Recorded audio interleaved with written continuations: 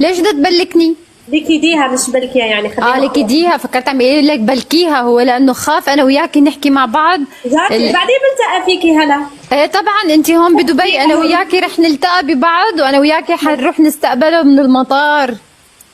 صفتي شو انا؟ بجي انا انت بنت خاله، انت بنت خاله وانا حبيبته الاولى. احكي لها مين حبيبتك الاولى؟ سهير. قول لها مين تحب. سهير. سهير وين الفاتورة؟ انا نبغى ان نحبس سهير. اوكي الله يسلمك. وانا ما نعلم فيك على الضراير. انا خدمتي دوكا في تيك توك نعلم فيك على الضراير.